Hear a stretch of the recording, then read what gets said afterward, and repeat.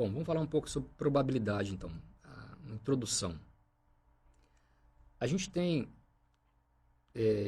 três formas de calcular, de obter essas probabilidades. Três interpretações, três definições. A definição clássica, ela assume que os resultados possíveis do seu espaço amostral, elas têm a mesma probabilidade, elas são igualmente prováveis. É igual ao lançamento de uma moeda honesta. A moeda tem duas faces, cara e coroa. Quando eu falo que a moeda é honesta, que ela é balanceada, significa que os dois lados eles são igualmente prováveis. Então, a gente poderia usar a definição clássica para calcular a probabilidade de sair cara ou de sair coroa, que seja, né? Então, é uma definição que surgiu, né, na época dos jogos de azar, né, isso, os jogadores queriam determinar a chance deles ganharem em alguns jogos, então tem todo um embasamento matemático por trás. O cálculo dessa probabilidade vai ser do evento A ocorrer, vai ser o número de casos favoráveis ao evento A dividido pelo número de casos no meu espaço amostral, no meu universo. Tá? Então, o número de casos favoráveis dividido por casos possíveis, o total do universo. Então, um exemplo, uma urna contém 3 bolas brancas e 6 vermelhas. Então, eu tenho aqui 3 bolas brancas e 6 bolas vermelhas. Retirando uma bola, somente uma, qual a probabilidade de sair uma bola vermelha? Então, eu vou retirar aqui uma bola. Então, qual a probabilidade dessa bola ser vermelha? Então, eu vou contar o número de casos favoráveis, número de casos favoráveis ao evento A. No caso aqui não é o evento A, né? É o evento V, né? Bolas vermelhas, dividido por número de casos no meu espaço amostral. Então, eu tenho aqui 6 bolas vermelhas, num total de 6 mais 3, 9 bolas, né? 9 bolas no total. Eu posso simplificar, aliás, devo simplificar, dividindo o numerador e denominador por 3, né? Eu vou ter aqui 2, aqui 3, 2 terços. Fazendo as contas, 0,666, vai dar uma dízima periódica, né? Então, 0,67. Ou, a gente pode colocar em porcentagem, 66,67%. Tá certo? Essa é a probabilidade de sair uma bola vermelha, quando você retira uma bola dessa caixa. Mais um exemplo. Um jogo consiste em lançar 2 vezes um dado não viciado. O jogador A escolhe faces iguais e o jogador B escolhe soma das faces ser no mínimo 10. Qual desses jogadores tem maior chance de ganhar? Então vamos lá. Um dado vai ser lançado 2 vezes, um dado não viciado, né? Um dado honesto. E eu vou lançar 2 vezes. O jogador A, ele escolheu faces iguais. Então, se der faces iguais, ele ganha. Por exemplo, 1, 2, 2 e assim vai. 3, 3, 4, 4. O jogador B, ele escolheu, né, o valor da face ser no mínimo 10, maior ou igual a 10. Qual deles tem a maior chance de ganhar?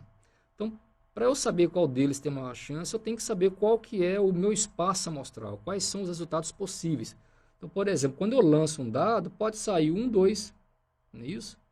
Primeiro dado 1, segundo dado 2, pode ser 1, 3, primeiro dado 1, o segundo dado 3, né? E assim vai. Então, quantas possibilidades eu tenho aqui? Então, se o primeiro dado tem 6 faces, eu tenho 6 possibilidades, de 1 a 6. No segundo dado também eu tenho 6 possibilidades. Então, 6 vezes 6, 36 possibilidades. Então, está aqui meu espaço amostral, as 36 possibilidades. 1, 1, 1, 2, 1, 3, 1, 4, 1, 5, 1, 6, 1. Então, aqui o primeiro dado saiu 1, o segundo dado saiu 1, primeiro dado saiu 2, segundo dado saiu 1 e assim vai, né? Até que no último, onde nós temos aqui 6, 6. Ambos os lados saíram 6. Então, qual é a probabilidade do jogador A ganhar? Ele vai ganhar, né, se sair faces iguais. Então, nós temos aqui, olha.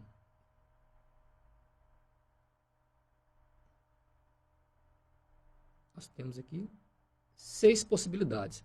6 no total de 36. Simplificando, vai dar um sexto.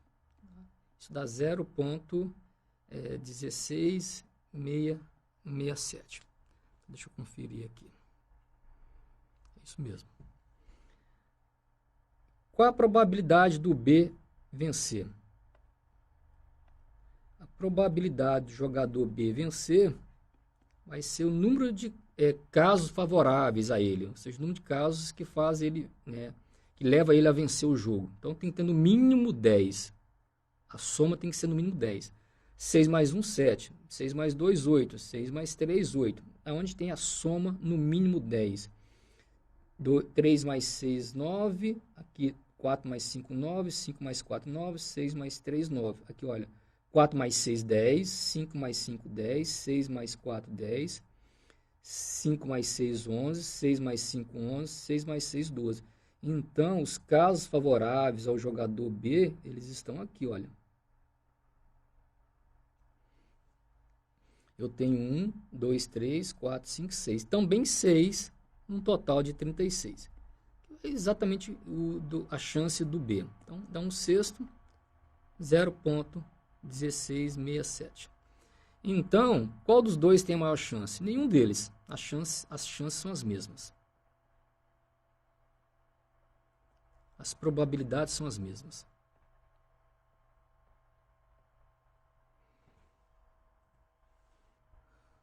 Dez fichas numeradas de 1 a 10 são misturadas em uma caixa. Se duas fichas são extraídas da caixa sucessivamente e sem reposição, qual é a probabilidade da soma ser 10? Então, imagina, tem uma caixa com 10 papéis, 10 fichas numeradas de 1 a 10. Eu tirei uma ficha e saiu 3. Olhei, saiu 3 e guardei essa ficha. Então, na segunda extração, eu não tenho mais 10 fichas. Eu vou ter só 9 fichas. Porque a primeira saiu e eu guardei. Então, vamos supor que na segunda eu tirei 4. Então, qual que é a soma? 3 mais 4, isso vai dar 7. Tá. Essa aqui é a ideia. Eu quero saber qual é a probabilidade dessa soma ser 10. Bom, qual que é o meu espaço amostral? O que pode sair, né, nessa extração sem reposição? Deixa eu só rascunhar um pouco aqui usando o diagrama de Venn. Deixa eu apagar aqui. Então, vamos colocar aqui, primeira extração. Pode sair o número 1, né? Pode sair o número 2, o número 3 e assim vai, até o número 10.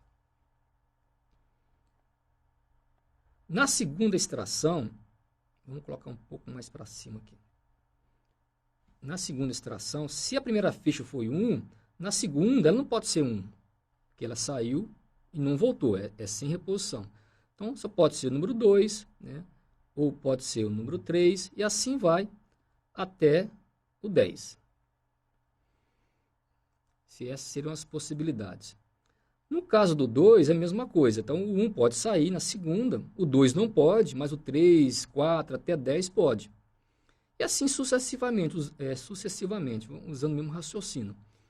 Então, se a primeira foi 10, na segunda eu posso tirar a ficha 1, a ficha 2, e assim sucessivamente até a ficha 9, né? Porque o 10 eu não posso retirar. Ele já saiu e não voltou. Então, quantas possibilidades eu tenho aqui? Na primeira extração, eu tenho 10 possibilidades. Na segunda extração, eu tenho 9. Então, 10 vezes 9, né, eu tenho 90 possibilidades. Tá? E aqui vai ser 1 e 2, né? 1 e 3, e assim sucessivamente até o 10, o 9. Tá? Então, o número de possibilidades no meu espaço amostral é 90.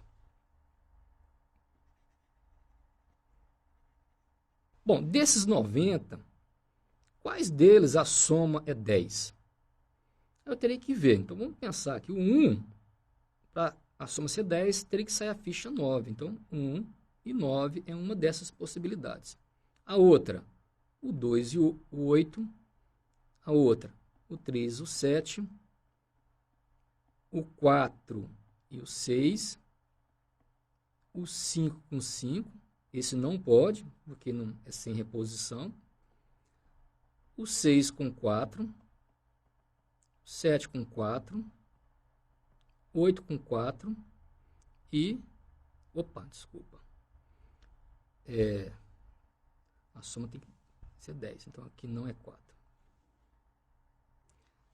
7 com 3, né? E o 8 com 2. E 9 com 1. Então, eu tenho 1, 2, 3, 4, 5, 6, 7, 8 possibilidades. Então, a probabilidade da soma ser 10 vai ser o número de possibilidades dessa soma ocorrer, que são 8, dividido pelo total de resultados possíveis, que são 90. Então, simplificando aqui, então, dividindo por 4, isso vai dar... Não, esse aqui não dá por 4. Por 2, né? Isso vai dar 4 sobre 45. Essa é a minha probabilidade. Então, se quiser resolver, calculadora, 4 dividido por 45, 0,08,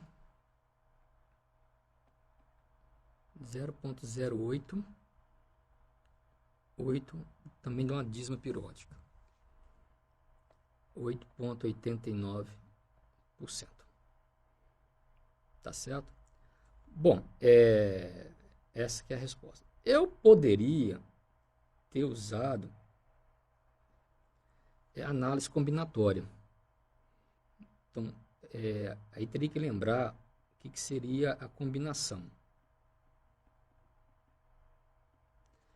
Então, por exemplo, suponha-se que eu vou tirar duas fichas sem reposição. Então, eu tiro uma, guardo, depois logo em seguida tiro a outra. Seria a mesma coisa de eu enfiar a mão na caixa, né, e retirar duas ao mesmo tempo. Então, daria o mesmo resultado. Então, vamos pensar, eu vou enfiar a mão na caixa, eu vou tirar duas fichas. De quantas formas diferentes eu posso tirar essas duas fichas? Onde a ordem delas não importa. Ou seja, o 3 com 4 ou 4 com 3, para mim é a mesma coisa, a soma deu 7. Tá? Então, quando a ordem não importa, nós temos a combinação de N tomado de K em K. Isso, né, pela análise combinatória, isso é fatorial de N dividido por K fatorial vezes N menos K fatorial.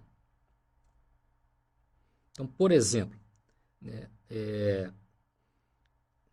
eu quero calcular a combinação de 5 tomar de 3 em 3. Então, vai ser 5 fatorial dividido por 3 fatorial. 5 menos 3, 2 fatorial. Bom, o que é 5 fatorial? 5 fatorial, deixa eu escrever aqui em cima. 5 fatorial é a multiplicação de 5 vezes 4, vezes 3, vezes 2, vezes 1. 5 vezes 4, 20. Vezes 3, 60. Vezes 2, 120. Vezes 1, 120. Então, vai dar 120 dividido. 3 fatorial, mesma ideia. 3 vezes 2, vezes 1. Isso vai dar 6. Vezes 2 fatorial é 2. 120 dividido por 12, isso vai dar 10. São 10 possibilidades, 10 formas de retirar 3 números num total de 5. Bom, no nosso caso aqui, eu tenho 10 fichas. Então, de quantas formas eu posso tirar 2 fichas? Então, combinação de 10, tomar de 2 em 2. Então, vai ser 10 fatorial dividido por 2 fatorial, 10 menos 2, 8 fatorial. Isso aqui vai ser igual. Vocês estão vendo que tem um 8 fatorial aqui. Então, eu não vou resolver esse 10 fatorial. Eu vou fazer o seguinte. Então, isso é 10 vezes 9 vezes 8 fatorial. Vamos parar por aqui, né? Porque existe um 8 fatorial aqui embaixo. Isso aqui é multiplicação, viu, pessoal? Dividido por 2 fatorial e 8 fatorial. Então, eu tenho um 8 fatorial que eu vou cortar. E vou cortar esse 8 fatorial embaixo. Então, o que sobrou? Sobrou 10 vezes 9, 90. 2 fatorial vai ser 2. Então, 45 possibilidades. Desses 45, quantos deles a soma vai ser 10? Onde a ordem não importa. Então, a probabilidade da soma ser 10 vai ser, desses 45, eu vou contar quantos deles tem a soma 10, onde a ordem não importa. Então, se eu voltar um pouco mais para cima, eu vou ver que as possibilidades são 1 e 9, 2 e 8, 3 e 7, 4 e 6. 1, 2, 3 e 4. Tá? Os 6 e 4, 7 e 3, 8 e 2, 9 e 1 são as mesmas fichas. Eu acabei de dizer que a ordem não importa. Então, eu só tenho 4 possibilidades. Então, vai ser 4 dividido por 45. Aí eu tenho esse valor que a gente encontrou aqui em cima. 0,0889. Qual é a probabilidade de acertar o prêmio principal na Mega Sena com um jogo simples de 6 dezenas e com um cartão com 8 dezenas? Bom, na Mega Sena nós temos 60 dezenas.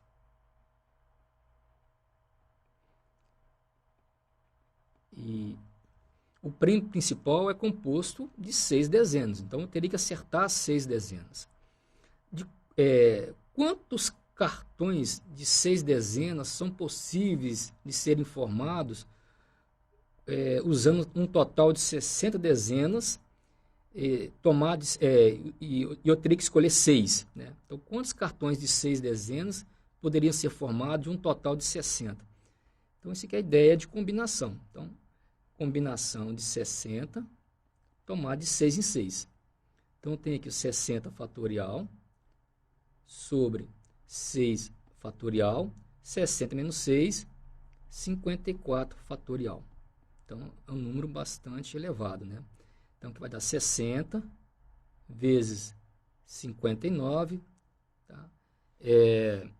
Vezes 58, e assim vai sucessivamente, até chegar no 54, porque é justamente esse valor que eu tenho no meu denominador. 54 fatorial. Aliás, deixa eu melhorar isso aqui.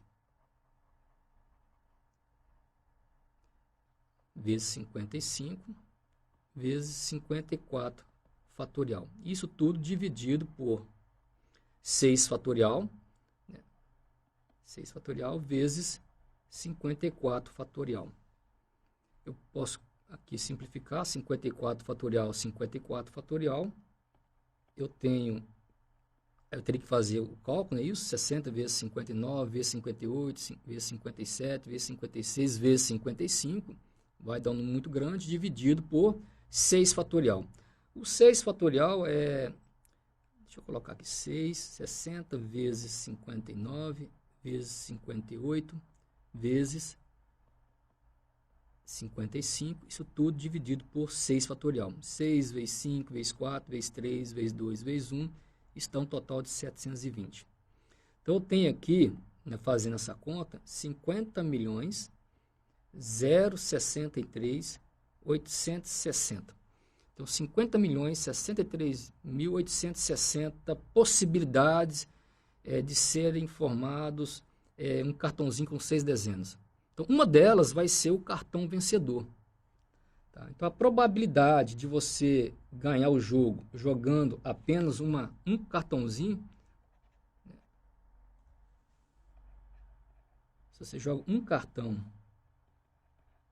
simples com 6 dezenas,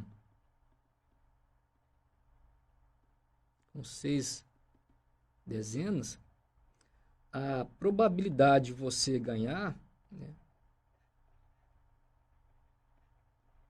vai ser 1 sobre esses 50 milhões. 50 milhões, 63.860. É uma probabilidade bem pequena, né? Bom, e se eu jogasse um cartão com 8 dezenas? Um cartão com 8 dezenas.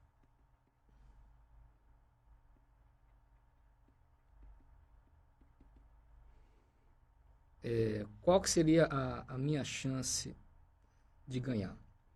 Tá, vamos supor, tá? Estou supondo que você jogou esse cartão. Tá? 10, 15, 05, 28, 30, 50, 1, 2, 3, 4, 5, 6, 53 e 34. 1, 2, 3, 4, 5, 6, 7, 8 dezenas. Bom, eu joguei esse cartão com 8 dezenas. Eu vou ganhar o prêmio se por acaso, né, sair esses 6 valores, de 10 a 50. Eu errasse 53 e 34. Eu também ganharia se eu acertasse de 15 até 53. Estaria errando 10 e o 34. Então, de quantas são as possibilidades que me permitem ganhar esse jogo?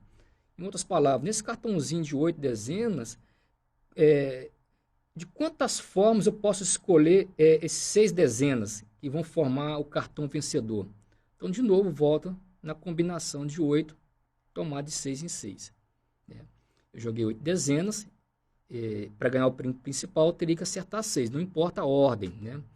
Então, calculando a combinação de 8 de 6 em 6, 8 fatorial, 6 fatorial, 8 menos 6, 2 fatorial.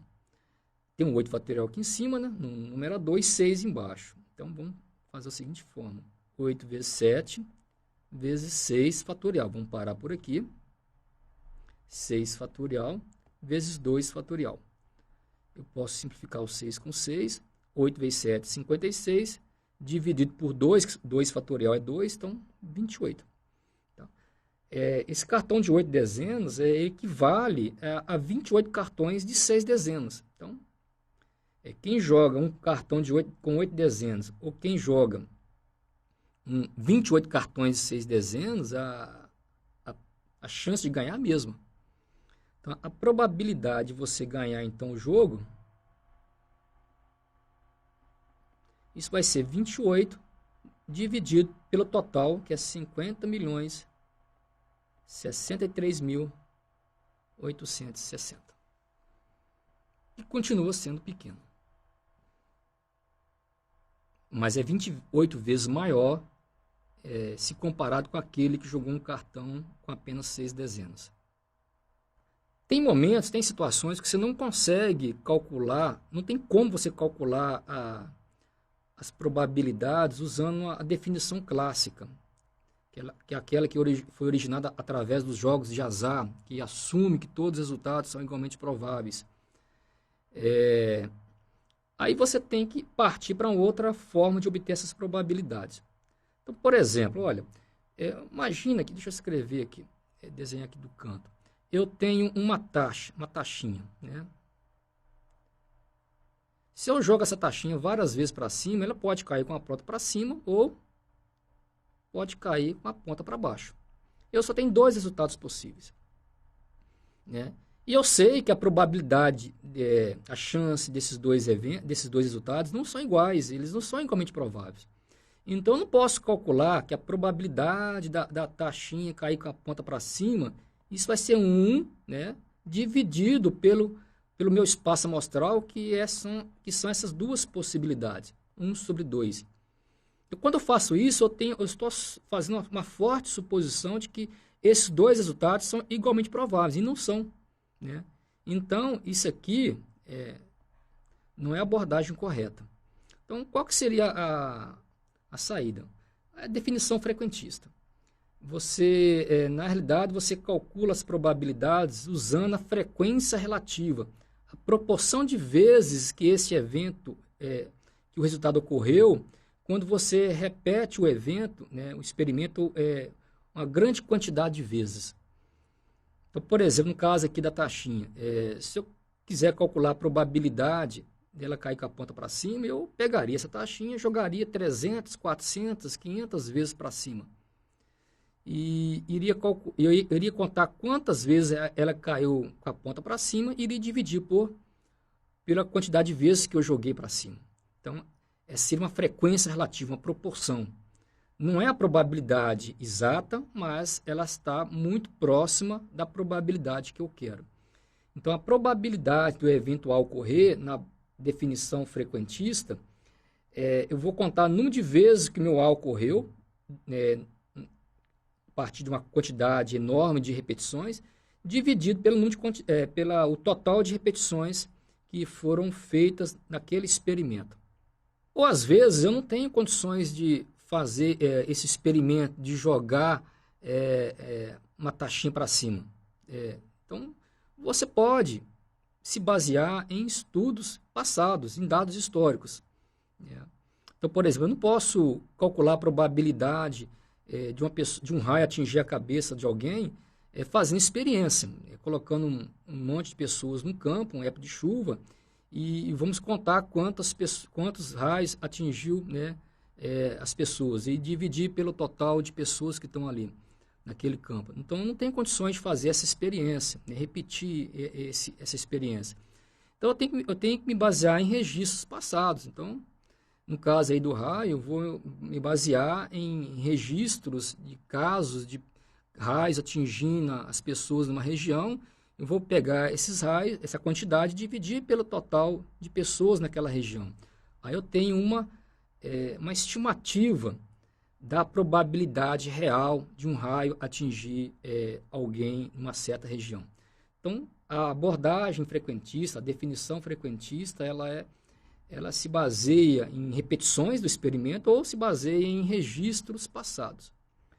Então, por exemplo, em 2010, Belo Horizonte registrou 16 mil nascimentos de meninos, segundo os dados de nascimentos, e 15.145 meninas. Qual é a probabilidade de nascer meninas em Belo Horizonte? Então, a probabilidade de nascer meninas, né, eu vou me basear em proporção. Então, eu tenho um total de recém-nascidos, né, 16 mil, mais 15.145.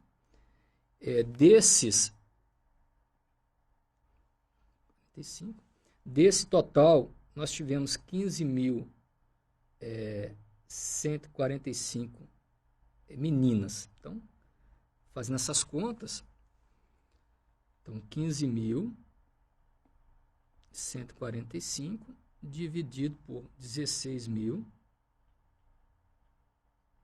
mais 15.145, isso vai dar 31.145.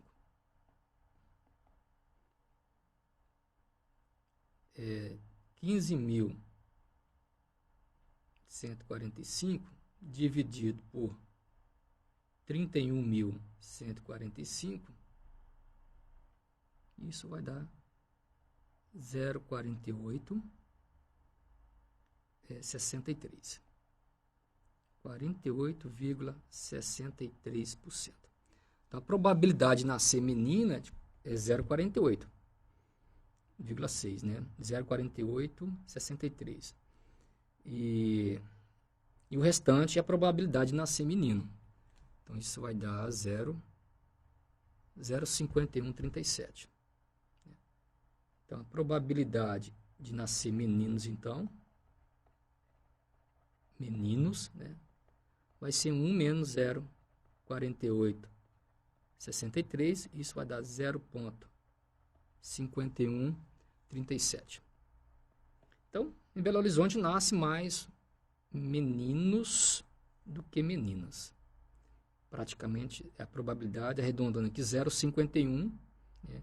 E das meninas 0,49. Mais um exemplo.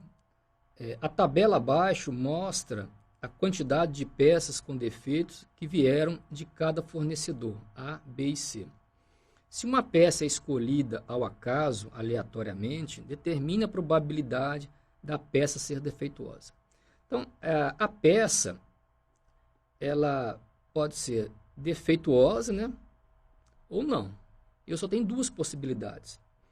Eu não posso usar abordagem clássica porque eu teria que assumir que esses dois resultados são igualmente prováveis, e não são. Então, a probabilidade que eu quero, ela vai ter que ser baseada em registros passados, dados históricos. Nesse caso aqui, eu tenho essa amostra de peças segundo o seu fornecedor e segundo se a peça está com defeito ou não. Então, o que nós temos aqui? Do fornecedor A, eu tenho 448, o mais 52, 450, eu tenho 500 peças. Então, aqui eu tenho 500, 400 e 300. Então, um total aqui de 1.200 peças. Dessas 1.200, quantas delas estão com defeito? 52 mais 20 mais 12, 52, 72, 74, 84 peças estão com defeito. E o restante 1.116, elas estão boas. Tá? Então, qual a probabilidade da peça estar com defeito, de ser defeituosa? A probabilidade, vamos chamar aqui de D, a peça está com defeito. Então, qual a probabilidade do B ocorrer? Vai ser o número de casos favoráveis ao ED, tá? A peça está com defeito, dividido pelo número de casos no meu espaço amostral, que são o total de 1.200 peças. Então, eu tenho aqui 84 peças defeituosas dividido por 1.200. 84 dividido por 1.200, 0,07. Essa é a probabilidade da peça estar com defeito. Qual a probabilidade da peça ser defeituosa e ter vindo do fornecedor A? Então, a peça ser defeituosa e ter vindo do fornecedor A. Então, seria a probabilidade do D, a peça ser defeituosa, e A, vindo do fornecedor A. Então, essa aqui é uma interseção. Probabilidade do D inter A. Então, dessas 1.200 peças, quantas delas, dessas 1.200, quantas delas estão nessa situação? Estão com defeito e pertencem ao fornecedor A. Os que pertencem ao fornecedor A são esses aqui. E os que estão com defeito são esses aqui. Então, a interseção só ocorre nessa parte, né? No 52. Então, são 52 dividido por 1.200. Então, 52 dividido por 1.200, isso vai dar 0,04. Tem mais um 3 e uma dízima periódica.